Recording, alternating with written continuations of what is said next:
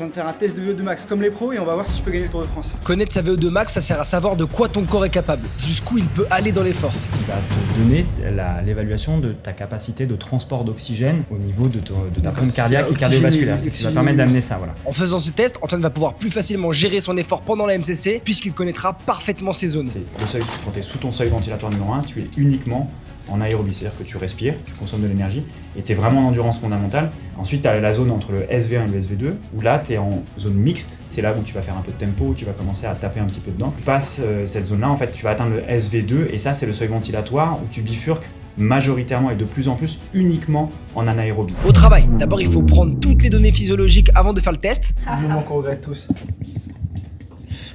70. Est-ce que tu connais ta taille aussi? 1m76.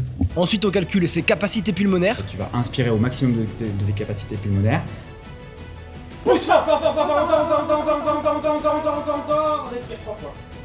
Les stats 6,96. Ça donne son volume total de ses poumons, donc il a une capacité en termes de capacité vitale fonctionnelle qui est à 6,96, qui est plutôt un très bon score. Puis on passe au vrai test, des paliers de 25 watts toutes les minutes. Antoine seul sur son vélo, il faut tout donner. Petite estimation à ton avis?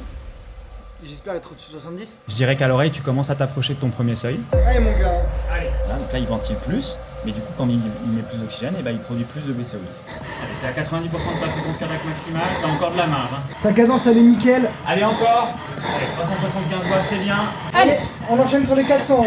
Toute la ligne violette, là, c'est tout le lactique qui est en train de se prendre dans les muscles et qui fait qu'il est pas bien. Encore 2 secondes. Quand t'as arrêté, t'étais vraiment à bloc et t'as eu un gros rebond lactique que t'as mis du temps à digérer. Il t'a fallu 5 minutes pour récupérer.